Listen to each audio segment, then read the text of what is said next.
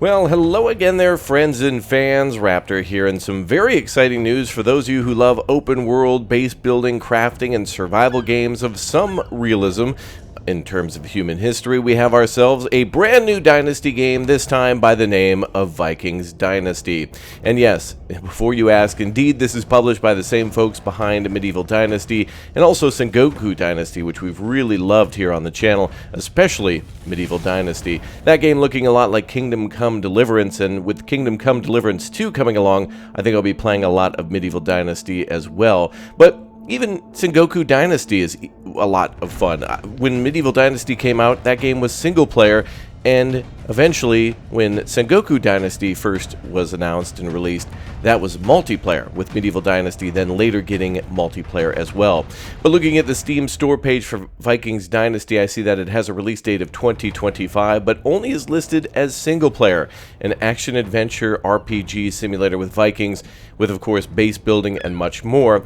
And all of us, I think, yeah, I know what you're thinking. Does it have combat? And yes, indeed it does. But what kind of combat will we be getting? In the beginning of Medieval Dynasty, there was really no combat except for maybe fighting wolves, and there, of course, you could die to many other things, including wolves and starvation and hypothermia, and so it's certainly not a laid-back game by any means. And when Sengoku Dynasty came around, of course, taking place during a time of war and strife in Japan's history, well, you land on an island as a refugee, and so you're basically on the defensive trying to rescue people who've been taken captive by bandits and then bringing them back to your camp. But here we are the aggressor, Viking history being the ones going out on raids and going out on the longships in order to, pillage and bring back other types of supplies and maybe other people and things from other camps. And if you've played any sort of Viking management game over the years, which we've had a few city builders, and of course a different set of games where we go out on Viking adventures, including Assassin's Creed Valhalla, which does allow us to build a Viking camp too. I'm really hoping to get something along the lines of being able to go out on a Viking ship with our raiders and going and participating in those raids, but then also possibly defending against those who try to raid us too. Now in the trailer and a lot of these screenshots here, they're showing palisades and gates and walls and defense towers, and of course with Vikings we have to have those round shields and those wonderful looking axes, and there needs to be some sort of serious combat here that goes beyond just setting up our camp and defending it from boars and other creatures that could attack. So we have a lot more to see here, but the Steam store page, at least in terms of the architecture of the buildings, looks outstanding. And they immediately show a weather cycle, as in seasons, so that's good. So farming could right off the bat be fun with having to time planting crops. And in these Dynasty games, it's the type of game where we want to find a more than likely what they're showing here, a wife, and then have a child, and then that child will eventually become our who we play as, like our dynasty, and that eventually will be who the player plays as through the years. And Toplitz has been making a couple of stinkers too when it comes to dynasty games. I believe there was one about cowboys, and there was also another one for there's like a logging one and a farmer's dynasty, and those always have weird, almost AI tier voice acting, which really pulls out of the immersion and makes everything seem awkward and strange. And so hopefully for Vikings Dynasty, I hope we just get maybe English voice actors to deliver some lines. And in Sengoku, it was a lot of reading, a lot of walls of text with not traditional voice actors in Japanese or in English. And even no matter the language, I want to hear somebody reading, because then it creates in my mind a different character. When you have somebody younger, somebody older, man and woman, all different types of characters speaking, it really helps to build a world of these people actually existing. And the goal of a game like this will be to build a giant village, a giant settlement as big as you can.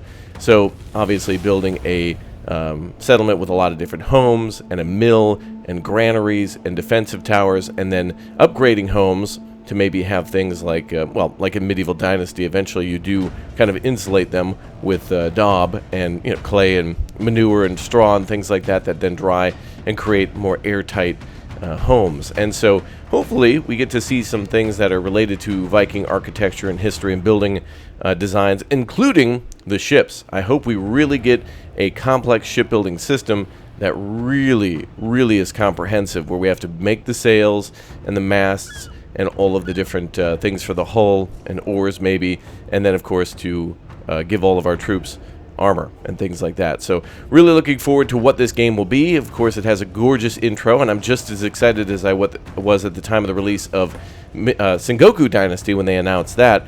But I don't think it's going to be easy to top Medieval Dynasty. That game is miles and miles ahead, with tons of updates and a lot of people wanting to play that game more than ever because of Kingdom Come Deliverance and Medieval Dynasty really taking a lot in from that game as well. So looking very forward to what they've got there and what they're going to come up with in the future for Medieval Dynasty's future updates, and Goku now in 1.0 and getting future updates as well. Medieval Dynasty having a autumn update too. So with all these different developer teams and with one publisher, to which I sometimes believe that some of these developers, even though they are separate, are somehow working together because there's always a good look and feel to these games. They always have some level of consistency, and that I think is a really good thing in these games because there needs to be some sort of level of expectation and quality, and I really hope that we see more and more of those things in Medieval Dynasty, Sengoku Dynasty, and eventually Vikings Dynasty. Now this was just recently announced, and I think well, this game might possibly become a victim of its own success. And I'm a little worried and have some concerns because there certainly are a lot of great Dynasty games out there from Toplets, but I don't want them to be spread too thin. There's a lot of great opportunities for things like Pirates, which apparently they're making a pirate game too, and this one actually has like some images. Now, it's really weird because sometimes they'll show just a couple of pictures of a concept, and other times they show what looks to be in-game, like gameplay images, like they went into the game and took a screenshot. So sometimes it's really hard to tell where development is on a lot of these games.